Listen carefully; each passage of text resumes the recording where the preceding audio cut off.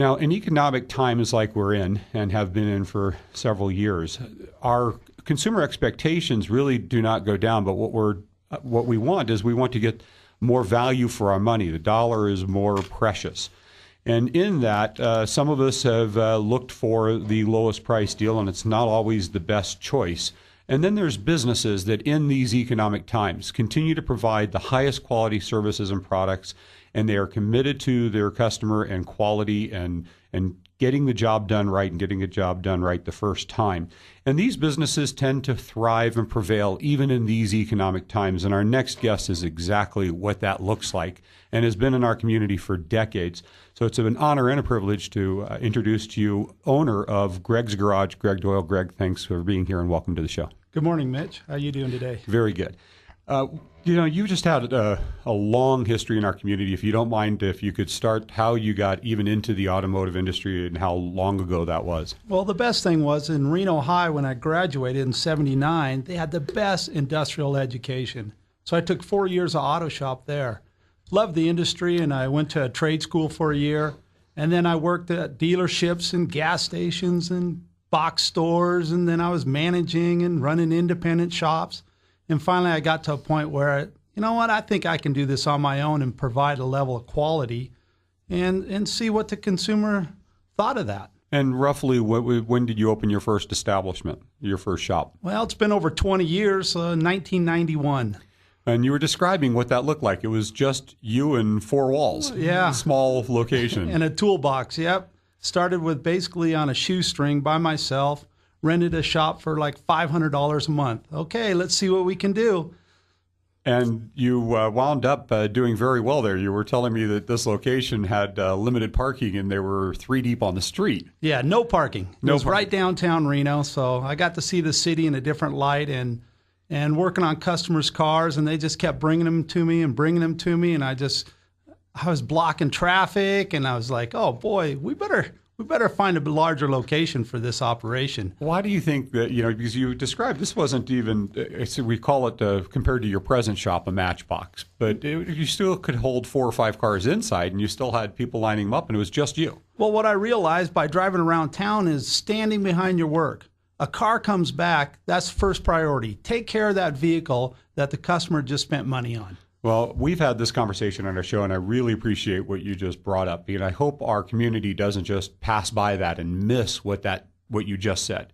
Because when you do business with a business, and every business, no matter how great they are, will have a failure. It's inevitable. No matter how hard you try, that something will go wrong. Right. What defines a business in light of that failure is how they respond. And you just mentioned that they get prioritized. They're the first thing that you do. And that's when a business acts with velocity, prioritizes their consumer. And a lot of times we'll point out that there's a problem before the customer has to find it, but never really makes the customer get to a point where they're so angry that they're hostile before they take care of the problem. Yeah, the customer spent money on a job. And to get that value is you got to stand behind that work. And when something goes wrong, if you step up to the plate, take care of it, that customer felt that, he got his value of his dollar, and he'll come back to you if there's ever another problem because he knows you're standing behind it. They'll never question that again. And I'll tell you, historically, a business that actually does that sees the other side of that. Those are the most loyal, long-term customers because they never have to doubt it. They've already got to witness it. And, well, of course, we hope we never have to prove it. But the problem for the community is they don't know what they found until that happens, and then they get to find out if they found the right shop or not. And that's the problem. 99% of the time, they don't get that. So thanks for bringing that up. And then you were mentioning that just was you had kind of a test, a litmus test. Is this something that I can do? And you outgrew that location, or So within 4 years, I moved to my second location, and I was there about 12 years. Bigger location, lots of parking. And I outgrew it. I actually had mechanics working on outside under awnings. I had such a demand. Well, and you just talked about you had mechanics. So you grew to a point where you had no choice but to now have people help you. And how do you manage that quality, the standards that you had established? Because as in a lot of businesses, as they grow, they have a hard time maintaining that quality standard. And it's like they become an inverted pyramid and they topple. but you sustain that growth.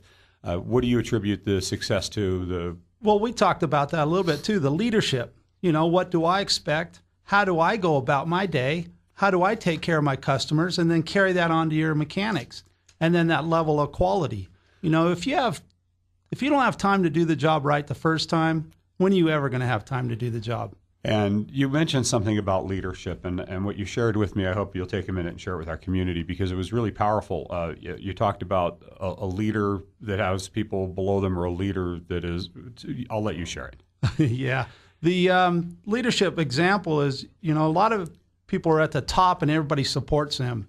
But a true leader actually is at the bottom, and he supports all his crew. He takes care of his men, he takes care of his employees, he looks after their best interests, and in turn, they take care of your best interest, which is the consumer.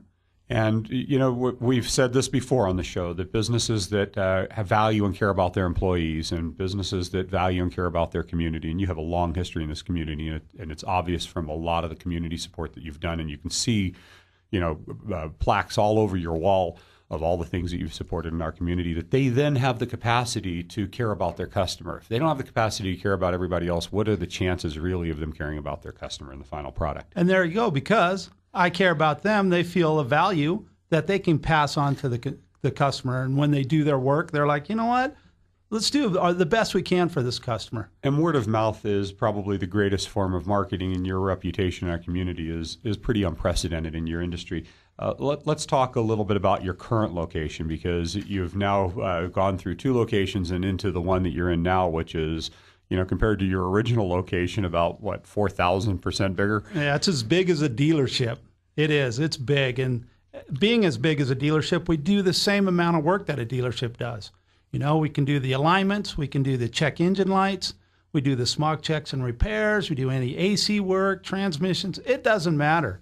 We have the size and the capacity with the level of expertise that our technicians, that we just keep that standard and just, keep training, keep learning, and enjoying this industry. Well, and you said the size of it. I understand you have 18 bays and even room for a couple of more in the shop. Yes, and I do. So you have the ability to get people in and then get them their car back without extraordinary wait and downtimes. And then that's a big thing for our community. They need their car to get to work. Well, there's a couple things. You got to have a turnaround time. Yes, if a customer is going to come in, you need to turn around in a certain amount of time, or you supply them with a courtesy drive shuttle. You take them to work and you get them to work so you have some time to fix the cars, because they are more complex now. They're a lot more technical, and the equipment and the expertise that you need, it takes a little bit longer than, the waiting oil change, which I do provide. Well, and one of the other things, too, that you had talked about is the road test after, and you have an infrastructure to support the quality even at this size. And if you would, share a little bit about what goes into maintaining the standard now at this level of capacity. So when the car comes in, there's a sheet that I provide with every vehicle, and it's a checklist. And the mechanic goes through the checklist, and we highlight anything that we notice. And then we take care of the problem that the customer came in for. And then after we're done, we always take it for a test drive. So now we know, did we fix the problem or not? And if not, then we come bring it back in. And, we'll add the service manager on it and get him, hey, this one's a problem child. Let's see what we can do to get this one fixed. And, we dig in a little bit more and go out and drive it again.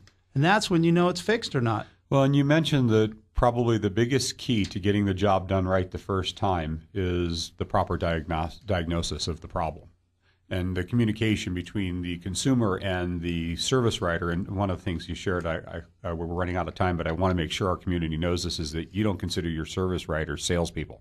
Right, because he is the link between the mechanic and you, the consumer.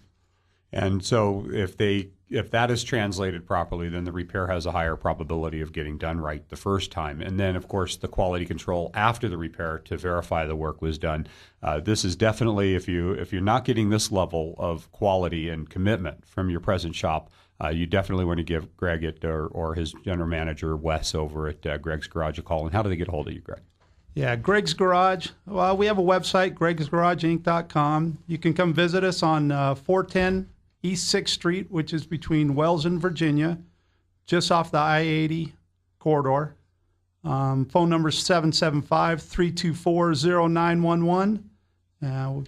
Give us a call anytime. We'd love to work on your car and provide you that level of quality that I want you to get your money's worth. Well, and leadership, core fundamental value is a tremendous part of our community. And if you don't mind, if you'd share some of the things that you've supported in our community, I really value the fact that you're such an advocate of our community. Well, one of the things we don't have right now are peers. You know, who do our children look up to? Who are our role models now we have now? You know, in the past, it used to be presidents or athletes, and now what? What do we have? So standing up for certain core values, you know, and holding on to those and just showing other people that, you know, you can make a difference in our community. And over the years, you've supported different athletic groups and... Sky Tavern is one of my favorite. JDRF, the baseball teams for the kids, and the high school sports, and, you know, the rodeo. Yeah, there's lots of events. Well, as a longtime resident, you value our community, and you're a tremendous asset to it, and we thank you for that. Greg Doyle, owner of Greg's Garage in Reno, Nevada, thanks for being with us today, and we're going to have you back on a regular basis. We really want our community to understand that there is a difference, and that if they have that expectation and they finally start to get that level of service, they'll never be able to accept less again. And we had this conversation as consumers ourselves, how we are when we go out and we don't get... The tree. Remember the tree and the neighbors? Oh, yeah. Tell that story. Yeah. So we're, you know, do we take care of each other as neighbors? You know, do I go in there and say, hey, I'm going to cut down that tree because it's going to fall on my house? Or do I tell my neighbor, hey, we got a problem. You know, this limb's about ready to break and we need to take care of it.